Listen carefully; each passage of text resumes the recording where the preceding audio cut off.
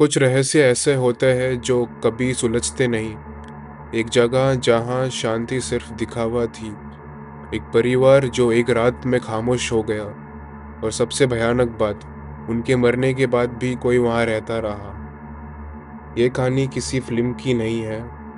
ये कहानी किसी किताब की भी नहीं है। ये एक असली जगह की कहानी है जहाँ रात तो हुई, लेकिन जिंदगी कभी वापस नहीं आई। सोचिए, एक घर, एक परिवार और एक ऐसा सच जो आज भी चुपचाप देख रहा है। हम बात कर रहे हैं 1922 की, जर्मनी के एक बवेरिया इलाके की। एक छोटा सा फार्म, हिंटरकैफेक। दूर दूर तक खेत ही खेत था, साथ में सन्नाटा भी था। गांव के लोग कहते थे ये फार्म थोड़ा अलग लगता था, जैसे ये जगह खुद कुछ छुपा रहा हो।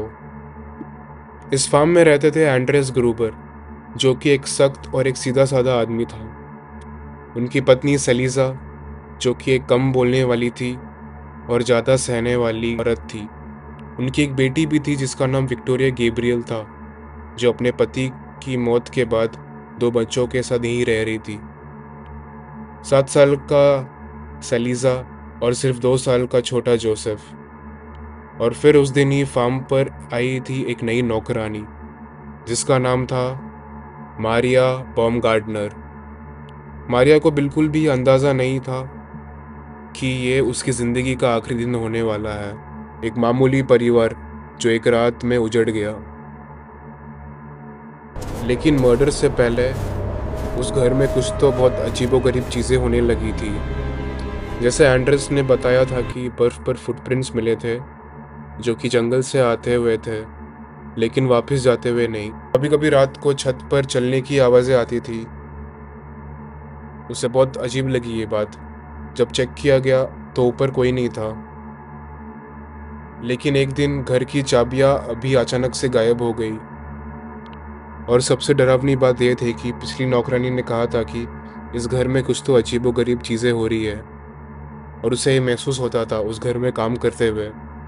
उसने उन दोनों को भी बताया ये बात, बट उन लोगों ने उसकी बात नहीं सुनी, और कुछ ही दिनों के बाद उसे काम से भी निकाल दिया गया।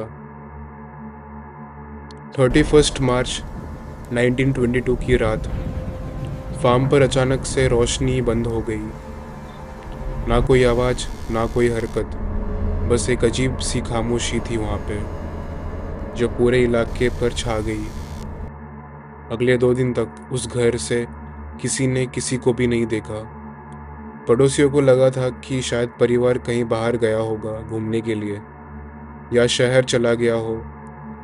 लेकिन जब तीसरे दिन बांध का दरवाज़ा खोला गया, तो वहाँ सिर्फ अंधेरा नहीं था, वहाँ था एक सच जो किसी ने कभी सोचा भी नहीं था। पूरा परिवार एक एक करके वहीं पड़ा था, बेजान, बिल्कुल चुप। और मारिया मारिया अपने कमरे में थी, अकेली, दरवाज़ा बंद, जैसे वो कुछ जानती हो जो बाकी दुनिया को अब पता चलने वाला था। लेकिन सबसे डरावनी बात मौत नहीं थी। सबसे डिस्टर्बिंग बात ये थी कि जब इन्वेस्टिगेशन के दौरान सामने आई एविडेंस से पता चला कि मर्डर्स के बाद भी किलर फार्म छोड़कर नहीं गया था। वो वहीं पर रुका रहा काफ़ी वक्त तक। जानवरों को रेगुलर खाना दिया जाता था। इसका मतलब था कि रोज़ कोई फार्म पे काम कर रहा हो। किचन का इस्तेमाल भी हुआ, उसने खाना भी बनाया, बर्तनों को यूज़ किया गया। सब चीज़ें नॉर्मल लग रही थी। चिमनी से धुआं उड़ता रहा, जो पड़ोसियों ने नोटिस किया। उन्हें लगा कि घर में लोग मौजूद हैं। किसी को ये शक नहीं हुआ कि घर के अंदर पूरा परिवार मर चुका है और उनके बीच कोई और रह रहा हो। एविडेंस ये इंडिकेट करता है कि जो इंसान उन लाशों के साथ उस फार्म में रह रहा था, मर्डर्स के बाद भी किसी ने फार्म को बंद नहीं किया। किसी ने वहाँ से जाना ज़रूरी नहीं समझा। और इस बात ने इस केस सिर्फ एक मर्डर नहीं, बल्कि एक डिस्टर्बिंग मिस्ट्री बन गया।